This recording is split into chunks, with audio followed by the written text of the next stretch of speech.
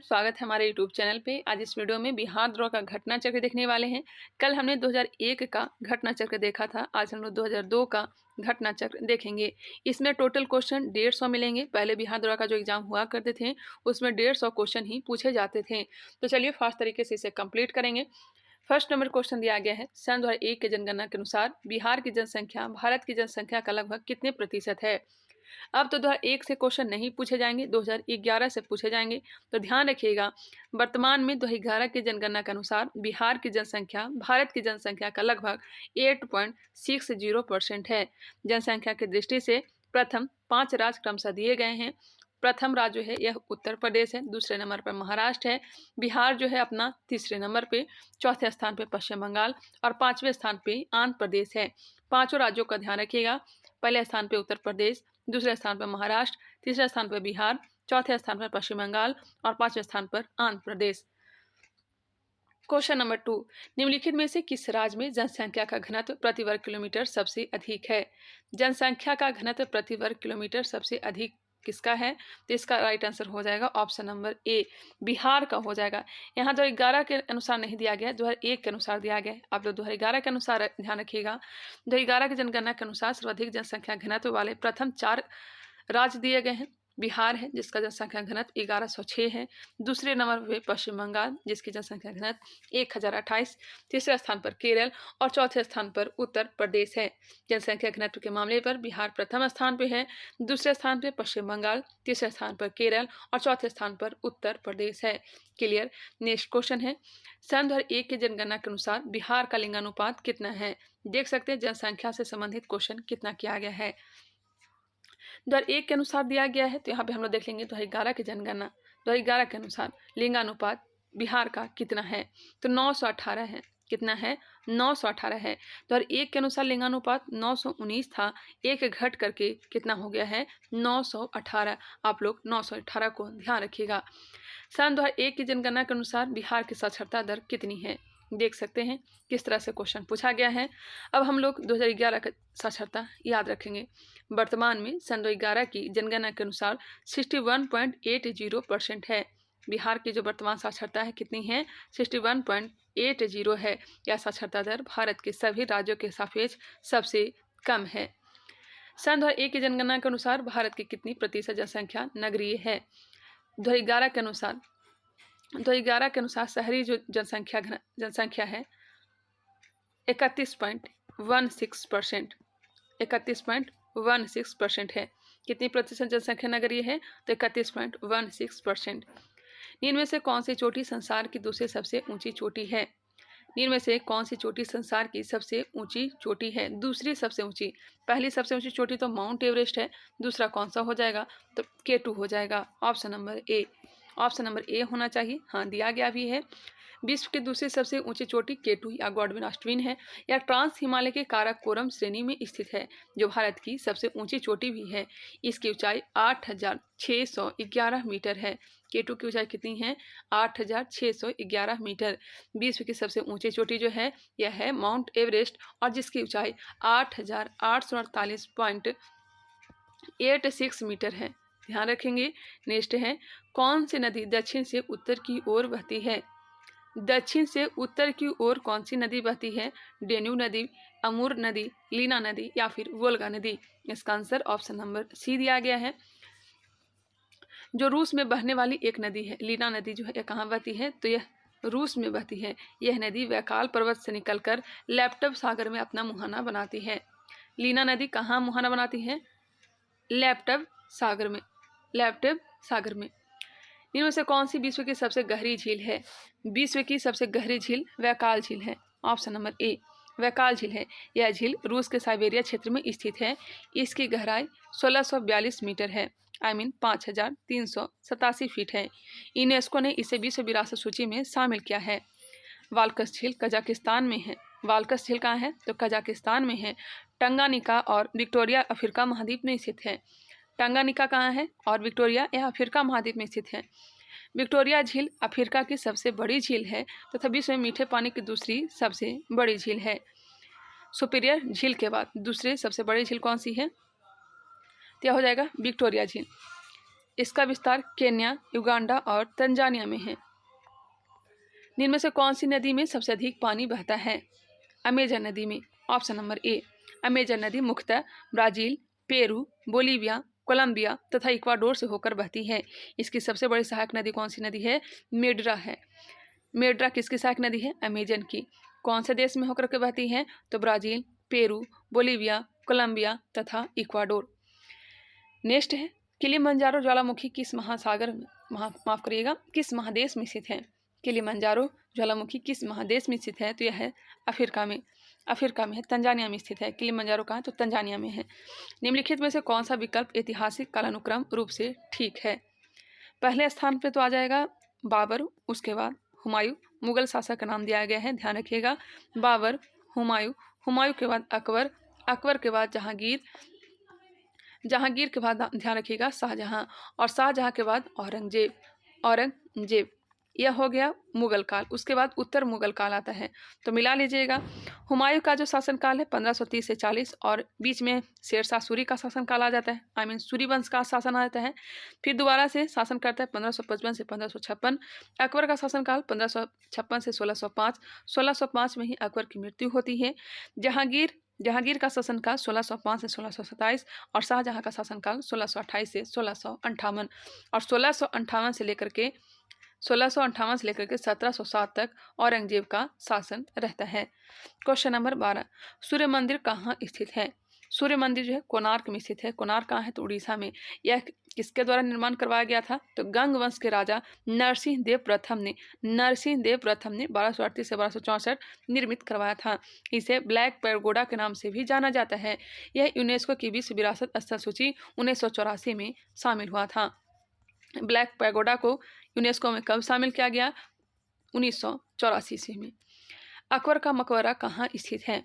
अकबर का मकबरा है सिकंदरा में। कहाँ है? सिकंदरा में है। Option number D. Next question है, गोलकोंडा किस राज्य में स्थित है? गोलकोंडा जो है यह आंध्र प्रदेश में है। अभी वर्तमान में जो है तेलंगाना में है, क्योंकि 2014 में आंध्र प्रदेश से तेलंगाना अलग हो चुका है। तब ध्यान रखिएगा गोलकोंडा कहाँ है? तो तेलंगाना में है। देख लेते हैं, गोलकोंडा के प्राचीन किले को वारंगल के हिंदू राजाओं ने बनवाया था। बाद में यह देवगिरी के यादव और वारंगल के काकतीय नरेशों के अधिकार में रहा था। 1364 ईस्वी में वारंगल के राजा ने इस किले को बहमनी सुल्तान महमूद शाह के हवाले कर दिया। गोलकोंडा के कुतुब शाही वंश का संस्थापक कुली कुतुब शाह था, जो एक तुर्की दास था। गोलकोंडा के कुतुब शाही वंश का संस्थापक कौन था? तो कुली कुतुब शाह था, जो एक तुर्की दास था। इनमें से किसने अपनी राजधानी दिल्ली से दक्षिण भारत में बदली थी? और कोई नहीं, मोहम्मद बिन तुगलक था, और उसका नाम चेंज करके क्या रख दिया गया था? तो भारत में बदली थी तो दौलताबाद। यहाँ पे एक बार देख लेते हैं, देवगिरी का नाम चेंज करके दौलताबाद कर दिया था। मोहम्मद बिन तुगलक एक प्रतिभा संपन्न एवं प्रयोगधर्मी सुल्तान था। बहुत ही पढ़ा लिखा था। उसका मूल नाम मलिक फखरुद्दीन था। मोहम्मद तुगलक के कार्यों में सर्वाधिक विवादास्पद राजधानी का परिवर्तन था। 1326-27 ईस्वी में उसने राजधानी दिल्ली से देवगिरी परिवर्तित करने का निर्णय किया था, और देवगिरी का नाम चेंज करके दौलताबाद रखा था। रामागुंडम बांध कौन सी नदी पर है? रामागुंडम बांध गोदावरी नदी पर है। कहाँ है? तो तेलंगाना में। इनमें से किस नदी को बिहार का गम कहा जाता है, शोक कहा जाता है? तो यह हो जाएगा कोसी नदी। बिहार का गम या बिहार का शोक किसे कहते हैं? कोसी नदी को। यह गंगा के बाएं तट की मुख्य सहायक नदियों में से एक है। इसका उद्गम नेपाल में हिमालय से होता है, तथा यह भारत में बिहार से प्रवेश करती है। इसमें आने वाली बाढ़ से बिहार में बहुत नुकसान होता है। इसी कारण इस नदी को बिहार का अभिशाप भी कहा जाता है। आग का वलय कहाँ स्थित है? रिंग ऑफ फायर कहाँ स्थित है? तो प्रशांत महासागर में। यह सक्रिय ज्वालामुखी है। यहाँ अक्सर भूकंप व ज्वालामुखी विस्फोट होते रहते हैं, अतः इसे रिंग ऑफ फायर कहा जाता है। यहाँ पे और दिया गया है, आप लोग देख लीजिएगा। नेक्स्ट है, अफगानिस्तान के राजा जाहिर शाह 29 वर्ष के पश्चात कहाँ से काबुल वापस आए? अफगानिस्तान के राजा जाहिर शाह 29 वर्ष के पश्चात कहाँ से काबुल वापस आए? ऑप्शन नंबर डी, रोम से। अफगानिस्तान के राष्ट्रपिता की उपाधि दी गई है किन्हें? तो राजा मोहम्मद जाहिर शाह को अफगानिस्तान के राष्ट्रपिता की उपाधि दी गई है। 2002 में इटली के रोम से यह वापस काबुल आए थे। ताशकंद किस देश की राजधानी है? ताशकंद उज्बेकिस्तान की राजधानी है। ध्यान रखिएगा, देश की राजधानी से क्वेश्चन पूछे जाते हैं बिहार दरोगा में। आप लोग राजधानी को याद कर लीजिएगा, मैं टेलीग्राम पे भी आप लोगों को क्वेश्चन पूछा करूंगी। उज्बेकिस्तान की राजधानी ताशकंद, तुर्कमेनिस्तान का अश्गाबाद, तजाकिस्तान का दुशांबे, कजाकिस्तान का नूर सुल्तान। पहले राजधानी था अस्ताना, अब वर्तमान में नूर सुल्तान हो गया है। उज्बेकिस्तान की राजधानी ताशकंद, तुर्कमेनिस्तान का अश्गाबाद, तजाकिस्तान का दुशांबे और कजाकिस्तान का नूर सुल्तान। निम्नलिखित सभ्यताओं को एक ऐतिहासिक कालानुक्रम में रखते हुए दिए गए कूटों से ठीक उत्तर चुनिए। चलिए देखते हैं। सबसे पहले यहाँ पे हो जाएगा मिस्र, मिस्र के बाद सुमेरियन, सुमेरियन के बाद सिंधु घाटी, फिर यूनानी। यहाँ पे इसका डिटेल दिया गया है, देख लेते हैं। विश्व की सबसे प्राचीन सभ्यता मिस्र की सभ्यता मानी जाती है। इसका कालक्रम लगभग 3100 ईसा पूर्व के आसपास माना जाता है। इसके उपरांत मेसोपोटामिया या सुमेरियन की सभ्यता, जिसका कालक्रम 3000 ईसा पूर्व माना जाता है। हम लोग तो मेसोपोटामिया को ही समझते थे, लेकिन यहाँ पे मिस्र दिया गया है। सुमेर इस सभ्यता का मुख्य नगर था। सिंधु घाटी की सभ्यता का कालक्रम 2350 से 1750 ईसा पूर्व के मध्य माना जाता है। यह सही है।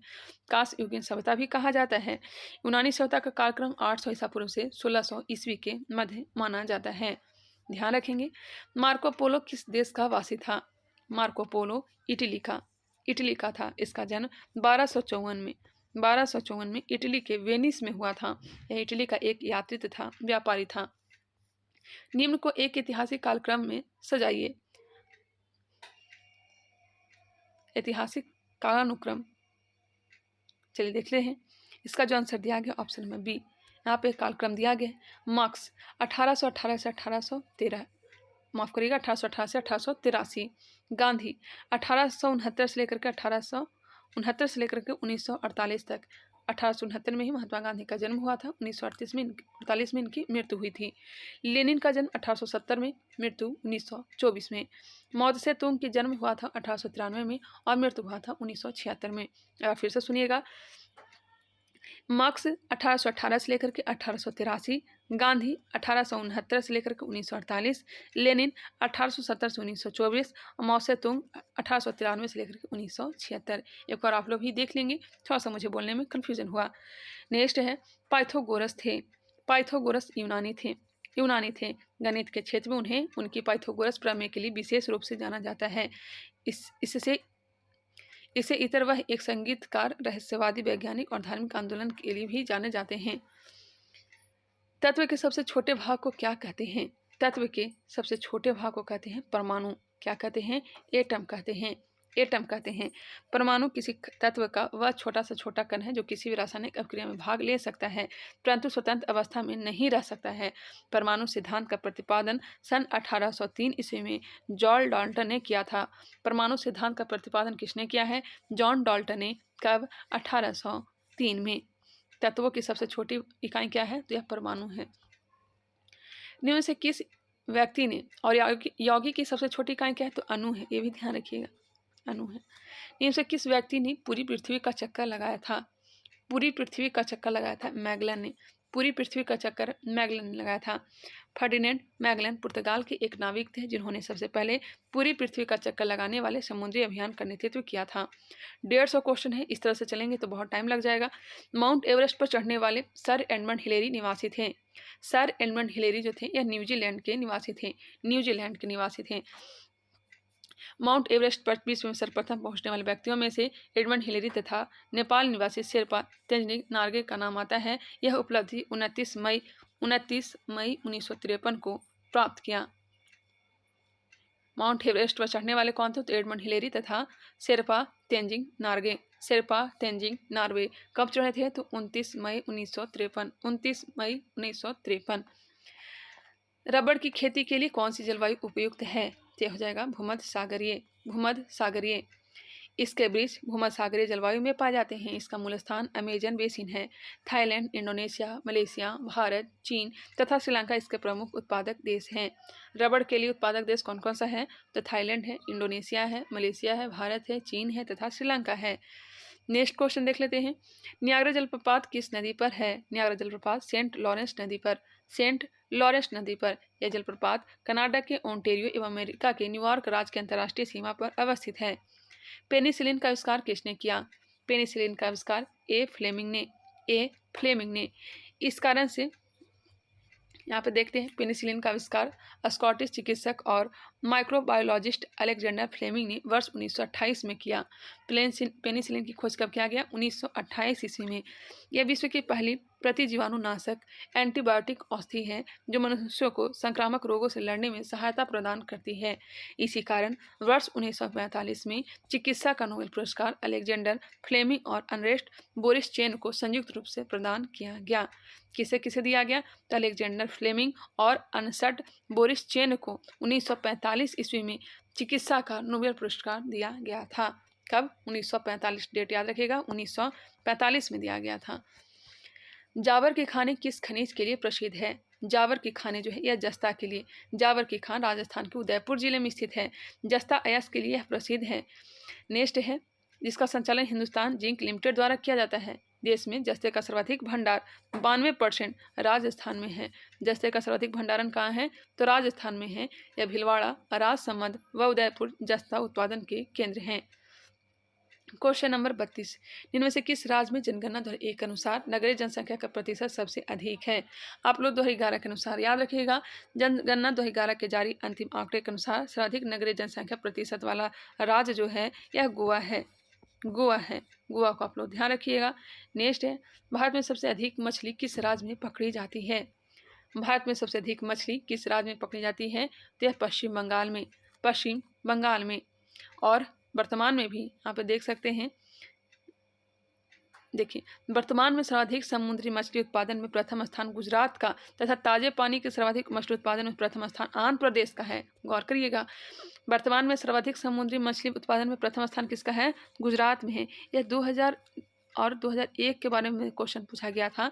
वर्तमान में सर्वाधिक समुद्री मछली उत्पादन में प्रथम स्थान गुजरात का है तथा ताजा पानी की सर्वाधिक मछली उत्पादन में प्रथम स्थान कौन सा है? तो आंध्र प्रदेश है। ताजे पानी के लिए आंध्र प्रदेश। सितंबर 2019 में जारी आंकड़ों के अनुसार भारत मछली उत्पादन में विश्व का दूसरा सबसे बड़ा देश बन गया है। पहला स्थान चीन का है।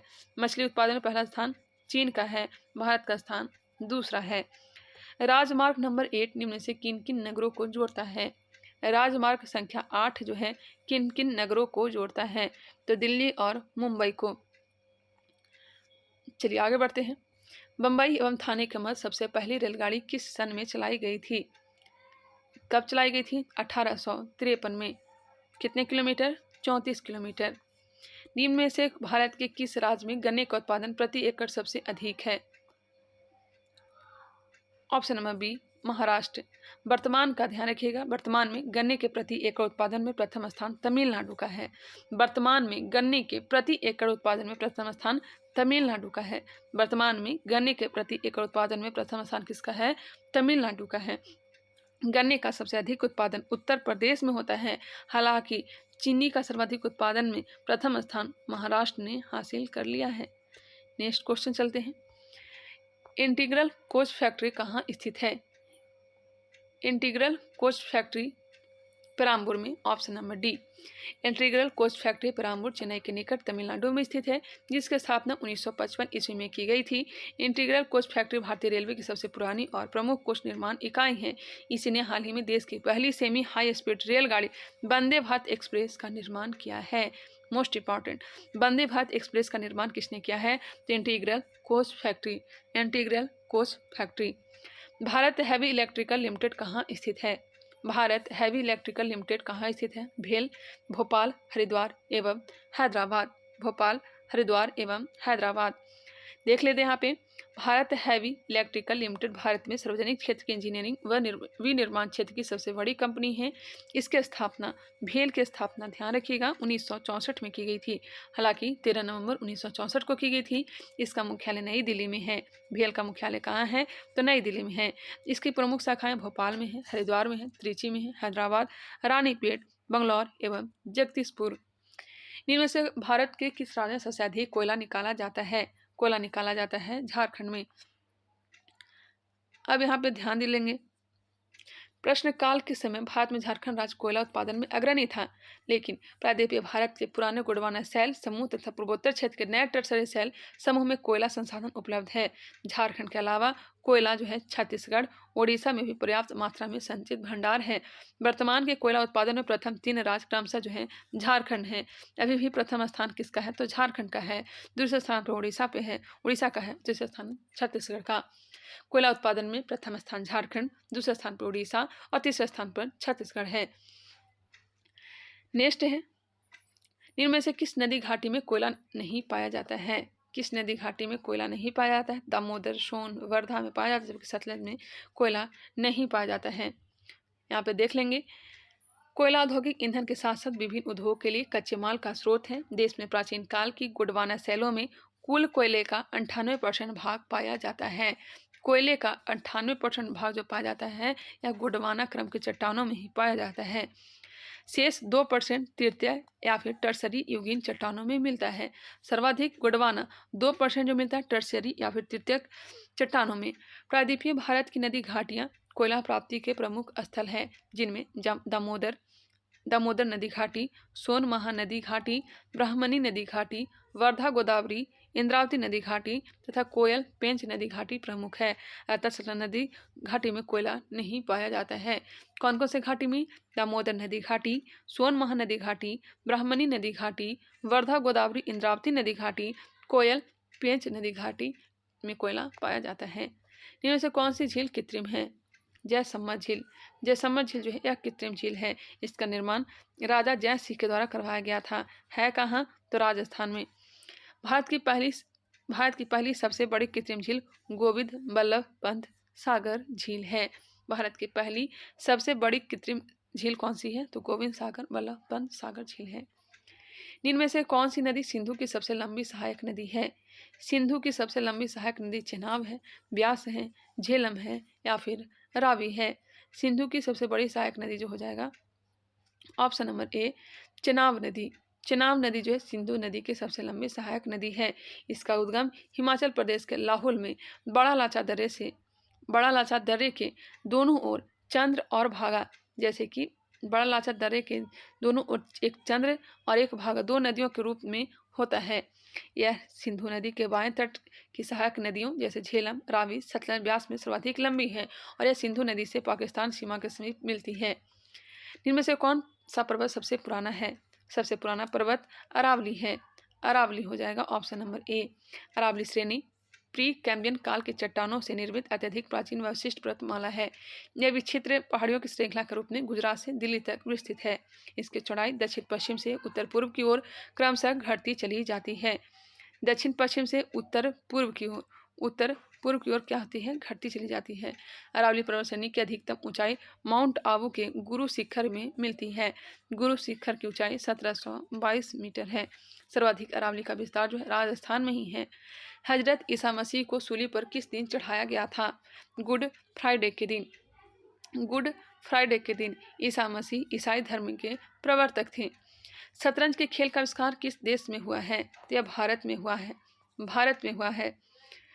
प्राचीन भारत में यह खेल चतुरंग के नाम से जाना जाता था। इस खेल का उल्लेख हमें महाकाव्य महाभारत में मिलता है।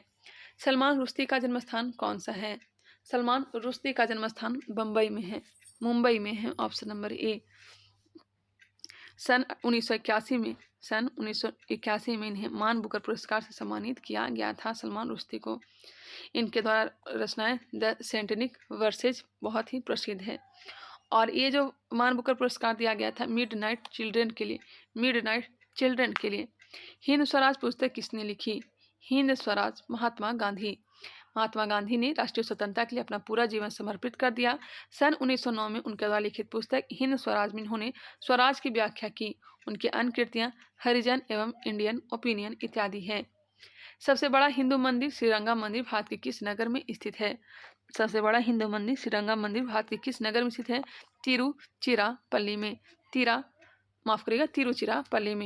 श्रीरंगा स्वामी मंदिर भगवान विष्णु को समर्पित है। भारत का सबसे बड़ा मंदिर होने के साथ साथ यह दुनिया के सबसे बड़े धार्मिक मंदिरों में से एक है। यह कहाँ है? तो तिरुचिरापल्ली तमिलनाडु में है। नोबेल पुरस्कार अधिक से अधिक कितने लोगों की भागीदारी में दिया जा सकता है? तो यह दिया जाता है 3। नोबेल पुरस्कार अधिक से अधिक कितने लोगों की भागीदारी में दिया जाता है? तो 3 दिया जाता है। नोबेल पुरस्कार नोबेल फाउंडेशन द्वारा स्वीडन के वैज्ञानिक अल्फ्रेड नोबेल की याद में वर्ष 1901 में शुरू किया गया। यह पुरस्कार शांति, साहित्य, भौतिकी, रसायन, चिकित्सा विज्ञान एवं अर्थशास्त्र के क्षेत्र में विशिष्ट कार्य करने वाले लोगों को प्रदान किया जाने वाला विश्व का सर्वोच्च पुरस्कार है, जो अधिकतम 3 लोगों को भागीदारी में दिया जा सकता है। मानव संसाधन विकास मंत्री कौन है? उस समय का क्वेश्चन, लेकिन अभी ध्यान रखिएगा वर्तमान में मानव संसाधन विकास मंत्रालय के नाम से। देखिए, प्रश्नकाल के समय अटल बिहारी वाजपेयी की सरकार में मुरली मनोहर जोशी मानव संसाधन विकास मंत्री के पद पर नियुक्त थे। वर्तमान में मानव संसाधन विकास मंत्रालय के नाम से जाना जाता है। मानव संसाधन विकास मंत्रालय के नाम से जाना जाता है। श्री धर्मेंद्र प्रधान वर्तमान में शिक्षा मंत्री के पद पर कार्यरत हैं। इससे एक बार कंफर्म करिएगा, थोड़ा मुझे डाउट लग रहा है, बाकी देख लेंगे आप लोग। निम्न में से कौन सी घटना सबसे पहले घटी? सबसे पहले घटना कौन सी घटी? अर्थशास्त्र की रचना, बुद्ध के प्रारंभिक निर्वाण तिथि, अशोक का शासनकाल, उपनिषदों की रचना। इसका आंसर हो जाएगा ऑप्शन नंबर ए। अर्थशास्त्र की रचना 3वीं शताब्दी ईसा पूर्व में की गई थी। बुद्ध के प्रारंभिक निर्वाण तिथि 483 बीसी में है, वैशाख पूर्णिमा के दिन।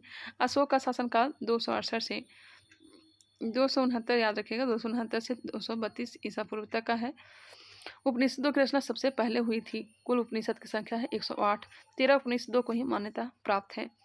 मौर्य राज के संस्थापक कौन थे? चंद्रगुप्त मौर्य 322 ईसा पूर्व मगध की राजगद्दी पर बैठा। यह जैन धर्म का अनुयायी था। इसने 305 ईसा पूर्व में सिकंदर के सेनापति सेल्यूकस निकेटर को हराया था और 305 ईसा पूर्व में ही मेगास्थनीज भारत आया था, जिसकी पुस्तक का नाम है इंडिका।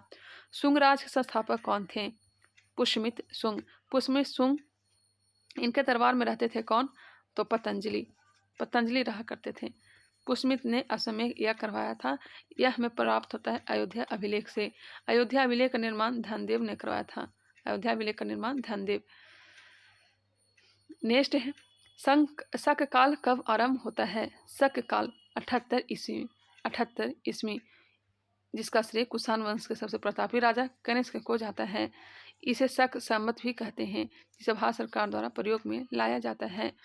शक संवत को किसने प्रारंभ किया था? तो कनिष्क ने 78 ईस्वी में। शक वंश के संस्थापक कुजुल कटफिसस थे। सोने की सिक्का सबसे पहले भीम कटफिसस ने चलाया था। कनिष्क एक कुषाण था। ऑप्शन नंबर डी क्या था? कुषाण था। कुषाण वंश के संस्थापक कौन थे? तो कुजुल कटफिसस थे। और सोने की सिक्के सर्वाधिक कुषाणों ने ही चलाया था। शुद्ध सोने की सिक्के सर्वाधिक किसने चलाया था? तो कुषाणों ने ही। भीम कटफिसस ने पहली बार सोने के सिक्के जारी किए थे। Question number 56,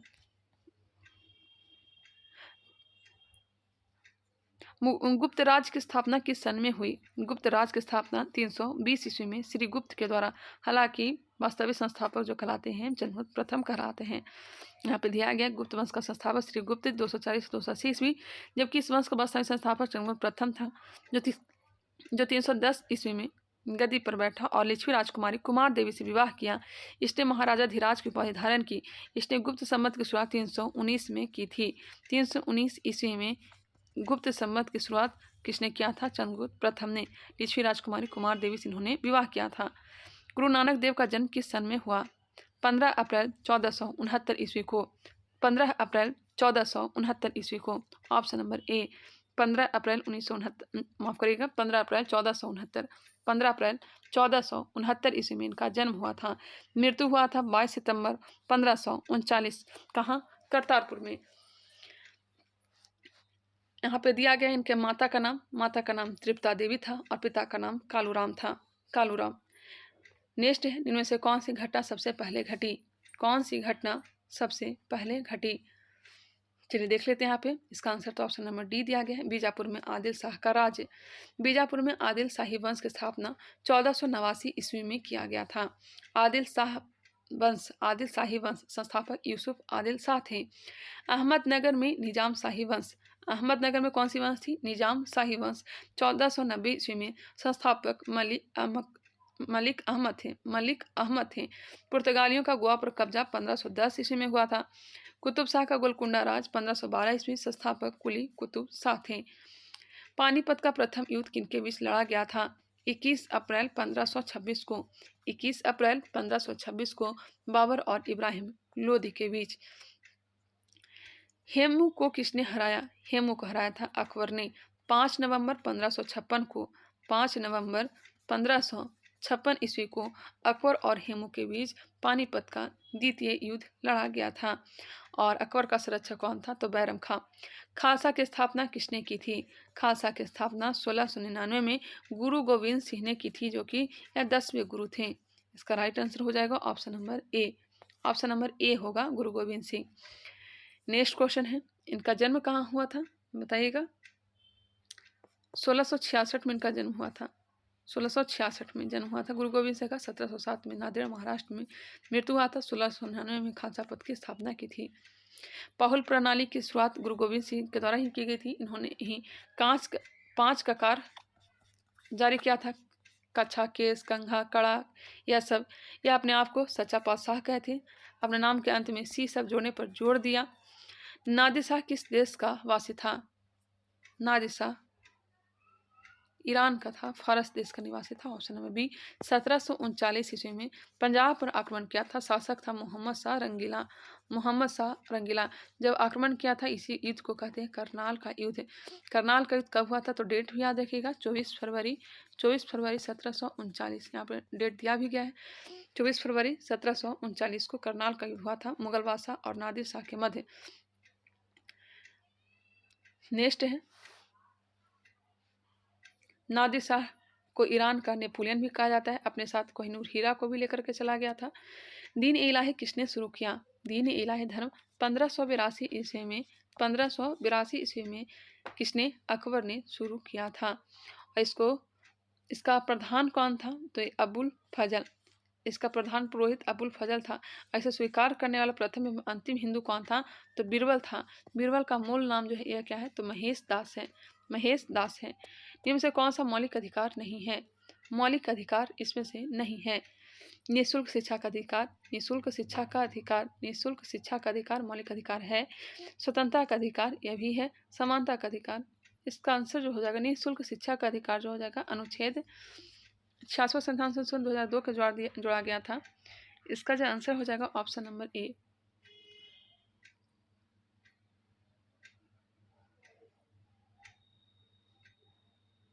option number A होगा निःशुल्क शिक्षा का अधिकार। यहाँ पे देख लेते हैं इसका डिटेल। आरंभ में भारतीय संविधान में शिक्षा को मूल या मौलिक अधिकार के अंतर्गत स्थान नहीं दिया गया था। आरंभ में भारतीय संविधान में शिक्षा को मूल अधिकार के अंतर्गत स्थान नहीं दिया गया। यद्यपि सर्वोच्च न्यायालय ने मोहिनी जैन के मामले में शिक्षा के अधिकार को अनुच्छेद 21 के अंतर्गत एक मूल अधिकार घोषित किया। 66वां संविधान संशोधन अधिनियम 2002 द्वारा अनुच्छेद 21 के क के तहत शिक्षा के अधिकार को मौलिक अधिकार का दर्जा प्रदान किया गया। इससे राज्य 6 से 14 वर्ष की आयु के सभी बच्चों के निःशुल्क और अनिवार्य शिक्षा का उपलब्ध करेगा। इसका जो आंसर होगा इसमें से कोई भी नहीं हो जाएगा, कोई भी नहीं होगा। उस समय का क्वेश्चन था 2002 के अनुसार। इन्हीं में से कौन सा मौलिक कर्तव्य नहीं है? मौलिक कर्तव्य 42वां संविधान संशोधन 1976 के द्वारा 10 मौलिक कर्तव्य को जोड़ा गया। कहाँ से लाया गया था? तो रूस के संविधान से। सरदार स्वर्ण सिंह समिति की अनुशंसा पर वर्तमान में मूल कर्तव्य की जो संख्या यह 11 है।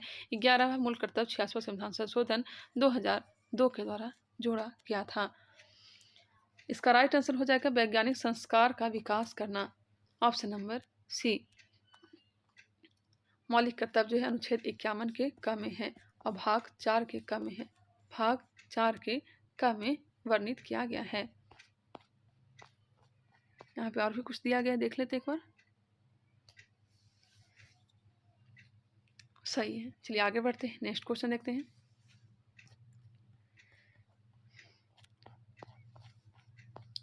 निम्न में से कौन भारतीय सेना के सुप्रीम कमांडर है? ये तो राष्ट्रपति होते हैं, सुप्रीम कमांडर राष्ट्रपति होते हैं। अनुच्छेद 53(2) के अंतर्गत वह तीनों सेना, चाहे थल सेना हो, वायुसेना और नौसेना, तीनों के यह प्रमुख होते हैं। भारत के पार्लियामेंट का उद्घाटन किस सन में हुआ था? पार्लियामेंट के उद्घाटन 1927 में हुआ था। भारत के पार्लियामेंट संसद भवन का उद्घाटन लॉर्ड इरविन के द्वारा सन 1927 में नई दिल्ली में किया गया था। इस भवन की अभिकल्पना 2 प्रसिद्ध वास्तुकार सर एडविन लुटियंस और हर्बर्ट बेकर ने तैयार की थी। अब तो नया पार्लियामेंट बन चुका है। राज्यसभा में कितने निर्वाचित सदस्य होते हैं?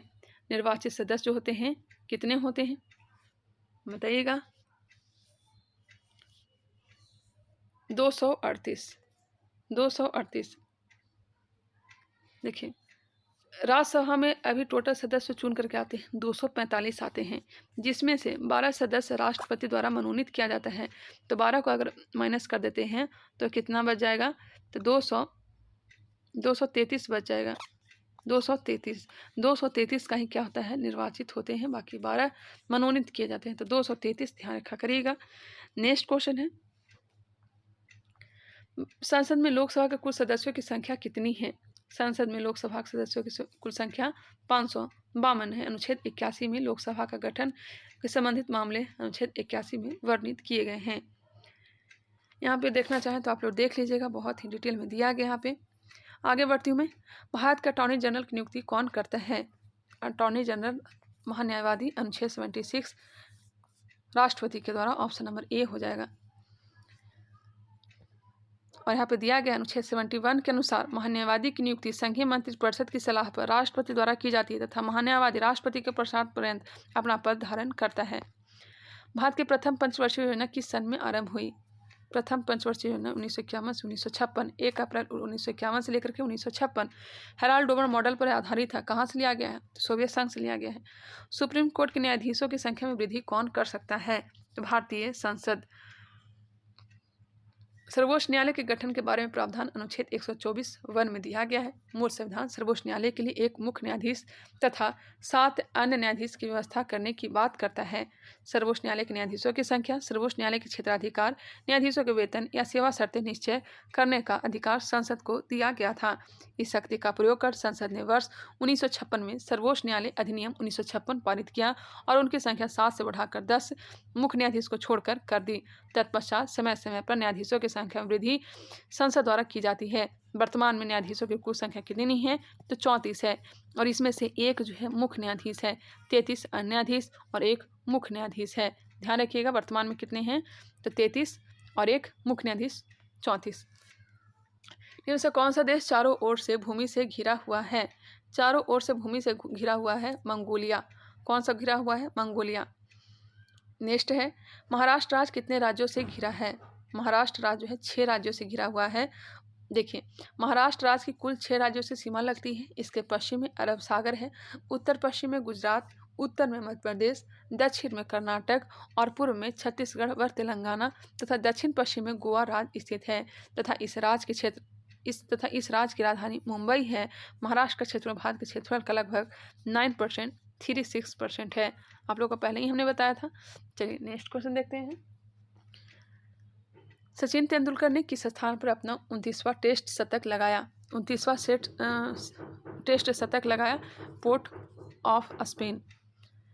निम्नलिखित में से कौन सी राशि अदिश नहीं है। दूरी, विस्थापन, चाल, समय। दूरी, चाल, समय यह सब अदिश राशि, जबकि विस्थापन जो है सदिश राशि है। वे भौतिक राशि हैं जिनमें केवल परिमाण होता है, दिशा नहीं, उसे अदिश राशि कहते हैं। बिल्कुल लगातार से मैं चल रही हूँ, बीच में आप लोग को कोई डिस्टर्ब नहीं कर सकते हैं। वे भौतिक राशि जिनमें केवल परिमाण होता है, दिशा नहीं, उसे अदिश राशि कहते हैं। जैसे द्रव्यमान, चाल, समय, दूरी और ऊर्जा। द्रव्यमान, चाल, समय, दूरी और ऊर्जा कैसी राशि है, अदिश राशि है। वे भौतिक राशि है जिनमें परिमाण के साथ साथ दिशा भी होती है, उसे सदिश कहते हैं। वेग, विस्थापन, त्वरण आदि यह सब कैसी राशि है, तो सदिश राशि है। त्वरित गति के लिए कौन सा कथन सत्य है। पिंड की चाल सतत बदलती रहती है। पिंड की चाल सतत बदलती रहती है। त्वरण का ऐसे मात्रक मीटर पर सेकंड स्क्वायर होता है। 150 क्वेश्चन है, अब थोड़ा फास्ट कर लेंगे। 78 नंबर प्रश्न का आंसर ऑप्शन नंबर ए हो जाएगा। न्यूमेरिकल दिया गया है। 79 को भी देख लीजिएगा, ऑप्शन नंबर डी दिया गया है।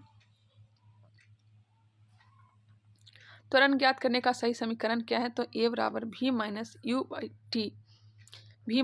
By T. चाल 108 किलोमीटर प्रति घंटा का तात्पर्य है।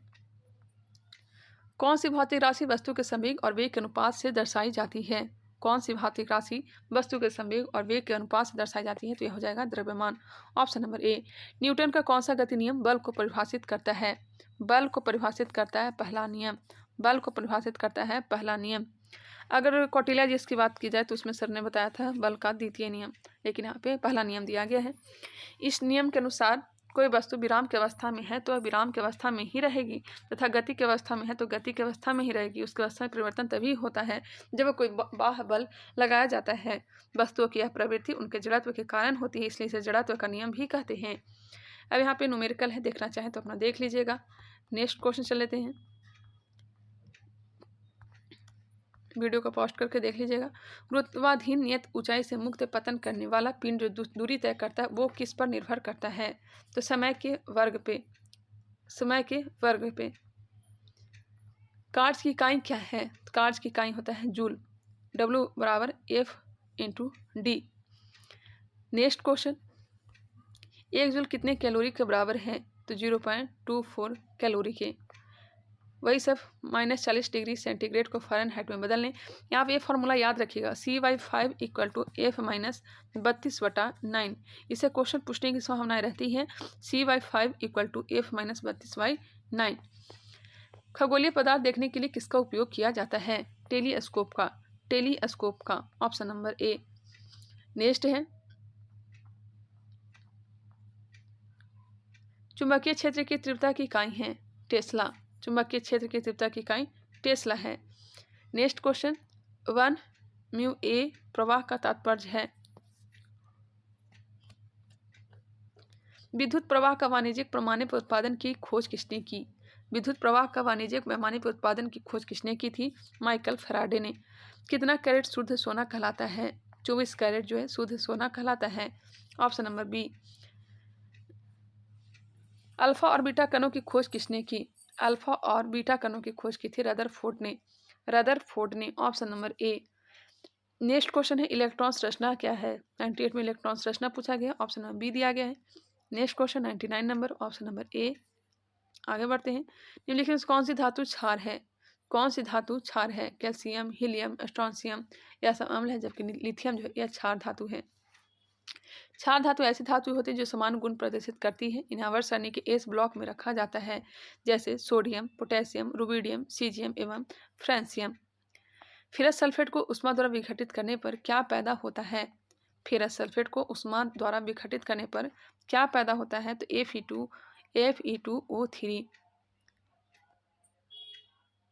नेक्स्ट क्वेश्चन, निम्नलिखित में से सोडियम आयन की इलेक्ट्रॉनिक संरचना कौन सी है? 2 और 8 है।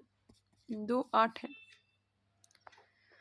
तत्व X के परमाणु की बाहर की कक्षा में 4 इलेक्ट्रॉन है। इस तत्व का हाइड्रोजन के साथ संयोजन बनाने पर क्या सूत्र होगा? कौन से अणु रचना में इलेक्ट्रॉन भागीदारी करते हैं? H2O दिया गया है। यहाँ से सब न्यूमेरिकल ही दिए गए हैं, अगर आप देखना चाहें तो देख सकते हैं। कार्बन की संयोजकता कितनी होती है? तो 4 होती है। कार्बन की संयोजकता 4 होती है। कौन सी ठोस स्वरूप में शुष्क बर्फ के रूप में जाना जाता है? तो यह जाना जाता है CO2। नेक्स्ट है, LPG में कौन सी गैस मुख्य होती है? तो यह ब्यूटेन होती है। लिक्विड पेट्रोलियम गैस इसका फुल फॉर्म होता है। इसमें प्रोपेन, ब्यूटेन तथा आइसोब्यूटेन आदि हाइड्रोकार्बन का यह मिश्रण होता है। LPG के रिसाव की पहचान के लिए उसमें दुर्गंध युक्त पदार्थ मिथाइल मर्केप्टन को मिलाया जाता है। यहाँ देख लीजिए को क्या कहते हैं, इसे कहते हैं समस्थानिक। समस्थानिक एक ही तत्व के वे परमाणु जिनकी परमाणु संख्याएं समान किंतु द्रव्यमान संख्या भिन्न भिन्न होती है, समस्थानिक कहलाती है। नेक्स्ट है, इसे क्या कहेंगे? सम न्यूट्रॉनिक कहेंगे। न्यूक्लियॉन सामान्य नाम किसके लिए है? प्रोटॉन और न्यूट्रॉन के लिए। बीटा कण किस प्रकार का आवेश वहन करती है? बीटा जो है ऋणायन, ऑप्शन हो जाएगा बी, बीटा ऋणायन। अल्फा कण जो है धनायन। इलेक्ट्रॉन का द्रव्यमान कितना होता है? इलेक्ट्रॉन का द्रव्यमान 9.1 गुने 10⁻28 ग्राम, ऑप्शन नंबर सी। नेक्स्ट है, मैथ से क्वेश्चन दिए गए हैं, चलिए आगे बढ़ते हैं। देख सकते हैं ट्रिकोमेट्री से भी क्वेश्चन है। सजावटी पौधा कौन सा है? सजावटी पौधा जो है कैक्टस है।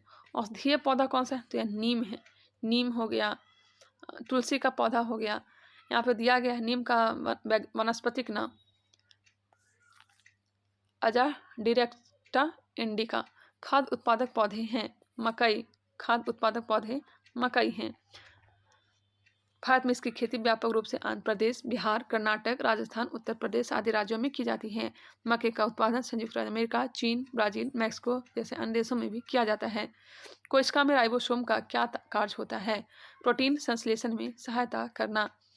सर्वप्रथम पैलाडे ने 1950 ईस्वी में इसकी खोज की थी।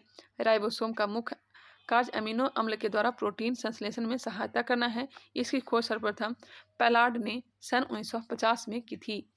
कोशिका में सूत्रकणिका का क्या कार्य है? सूत्रकणिका का कार्य ऊर्जा पैदा करना। Option number A. कोशिका का पावर हाउस किसे कहते हैं? बताइएगा।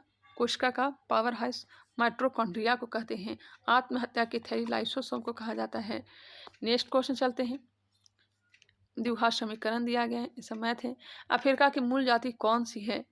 अफ्रीका की मूल जाति जो है यह ऑस्ट्रेलाइड है। अफ्रीका की मूल जाति ऑस्ट्रेलाइड है, जिसकी खोज पूर्व प्लेस्टोसिन युग में सर्वप्रथम मानव का पहला जीवाश्म के रूप में सन 1924 में अफ्रीका के टवांग की चट्टानों से हुई। इसका नाम ऑस्ट्रेलोपिथेकस अफ्रीकन्स रखा गया। होमो सैपियंस किसका वैज्ञानिक नाम है? तो यह मानव का है, आधुनिक मानव का नाम हो जाएगा। Option number B. 100 ईस्वी के दौरान किनके पास लोहे का रथ था? Option number B. लोहे का रथ भारतीय के पास। सबसे पहले लोहे की खोज जो हुई थी अतिरंजी खेड़ी से ही की गई थी। अतिरंजी खेड़ी कहाँ है? तो ये यूपी में है। इस सदी की शुरुआत में हवाई जहाज की खोज किसने की थी? हवाई जहाज की खोज राइट ब्रदर्स ने की थी। आंसर ऑप्शन नंबर डी दिया गया। तो 1903 में किया गया है। 17 दिसंबर 1903 को विल्बर राइट और ओरिवल राइट के द्वारा। अमेरिका के यह रहने वाले थे। अंतरिक्ष युग की शुरुआत किस खोज के साथ हुई? रॉकेट। अंतरिक्ष युग की शुरुआत मानव रहित अंतरिक्ष यात्रा में अंतरिक्षयान संचालन, रॉकेट प्रक्षेपण प्रौद्योगिकी, रॉकेट मानव रहित अंतरिक्ष मिशन जैसे विज्ञान की खोज के साथ हुई। निषेचन की क्रिया कहाँ पर होती है? अंडवाहिनी में, फैलोपियन ट्यूब में। मनुष्य में मेरुदंड से कितनी जोड़ी तंत्रिका निकलती है? 31 जोड़ी। मस्तिष्क के पिछले भाग से निकलकर गुद्दा के पास तक जाती है। नेक्स्ट है, तंत्रिका तंत्र की रचनात्मक एवं क्रियात्मक इकाई क्या है? Option number D. न्यूरॉन है। प्रतिवर्ती क्रिया का संचालन केंद्र कहाँ है? मेरुदंड है। Option number A. प्रतिवर्ती क्रिया रिफ्लेक्स एक्शन का संचालन केंद्र मेरुदंड या फिर मेरुरज्जु है। प्रतिवर्ती क्रियाएं बाह्य उद्दीपनों के प्रति होने वाली यंत्रवत तत्काल एवं अविवेचित अनुक्रिया है, जिसमें मस्तिष्क की कोई भूमिका नहीं होती है। किसी सर्प को अकस्मात देखते एकाएक कूदकर पीछे हट जाना, अचानक छींक आना, मुंह में पानी आना, यह सब किसका उदाहरण है? प्रतिवर्ती क्रिया। इनमें से किसका वास्तविक उत्पादन उसके तने से होता है? Option number B. आलू। कोशिका में द्रव के आने जाने का नियंत्रण कौन करता है? कोशिका में द्रव के आने जाने का नियंत्रण कौन करता है? कोशिका झिल्ली। प्रत्येक कोशिका के सबसे बाहर चारों ओर एक बहुत पतली, मुलायम और लचीले झिल्ली के रूप में होती है। इसे प्लाज्मा झिल्ली या प्लाज्मा मेम्ब्रेन कहते हैं। यह जंतु तथा वनस्पति दोनों कोशिकाओं में पाए जाते हैं। राइबोसोम किसकी सतह पर होती है? Endoplasmic reticulum, RNA. Option number endoplasmic reticulum पर होती है। आरएनए एवं प्रोटीन के बने होते हैं। राइबोसोम जो होते हैं राइबोन्यूक्लिक अम्ल एवं प्रोटीन के बने होते हैं। राइबोसोम किसके सतह पर होते हैं? तो एंडोप्लाज्मिक रेटिकुलम पर होते हैं। और राइबोसोम जो है राइबोन्यूक्लिक अम्ल, आरएनए एवं प्रोटीन के बने होते हैं। ये सभी जीवित कोशिकाओं में पाए जाते हैं एवं अंतःप्रदविजालिका एंडोप्लाज्मिक रेटिकुलम की झिल्लियों की सतह पर सटे होते हैं या फिर अकेले या गुच्छों में कोशिका द्रव में बिखरे रहते हैं। ऐसे राइबोसोम जो गुच्छों में मिलते हैं पॉली राइबोसोम या पोलिसोम कहलाते हैं। मस्तिष्क का कौन सा भाग श्वसन और रक्त संचालन क्रियाओं का नियंत्रण करता है? Medulla oblongata. Option number D. स्वस्थ मनुष्य का डायस्टोलिक दबाव एचजी के एमएम में कितना होता है? 80 होता है। Option number A. कौन से रंग की किरणों की उपस्थिति में प्रकाश संश्लेषण द्रुततर होती है? सर्वाधिक होती है लाल रंग में। कौन सी उपकरण विद्युत ऊर्जा को यांत्रिक ऊर्जा में रूपांतरित करती है? यांत्रिक ऊर्जा को विद्युत ऊर्जा को यांत्रिक ऊर्जा में, यह हो जाएगा विद्युत मोटर। यांत्रिक ऊर्जा को विद्युत ऊर्जा में तब हो जाता है डायनेमो। Question number 145। निम्नलिखित में से कौन विद्युत शक्ति की इकाई नहीं है? वाट पर सेकेंड। इसका सही मात्रक वाट है। प्रतिरोध की इकाई क्या है? ओम। प्रतिरोध की इकाई ओम है। प्रकाश वर्ष किसकी इकाई है? तो दूरी की इकाई है। 9.46 × 10⁻15 मीटर के बराबर होता है। गुजरात का सबसे बड़ा शहर कौन सा है? तो यह अहमदाबाद है। यह गुजरात की व्यावसायिक राजधानी भी है। जबकि गुजरात की राजधानी कौन सी है? तो गांधीनगर है। मनुष्य के शरीर का सामान्य तापमान कितना होता है? तो 98.4 डिग्री फ़ारेनहाइट होता है। केल्विन में अगर बात की जाए तो 310 केल्विन होता है और सेल्सियस में 37 डिग्री सेल्सियस होता है। प्रकाश संश्लेषण की प्रक्रिया में किसकी जरूरत नहीं होती है? सूर्य के प्रकाश की होती है, CO2 की भी होती है, हरित लवक की, जबकि O2 की नहीं होती है। ऑप्शन नंबर डी हो जाएगा। चलिए 150 क्वेश्चन हमने कंप्लीट कर लिया। अभी वर्तमान में जो सिलेबस अगर देखा जाए तो 150 क्वेश्चन नहीं किया जाता है, 100 क्वेश्चन ही आता है। आगे हम लोग 2008 में पूछे गए प्रश्न को देखेंगे।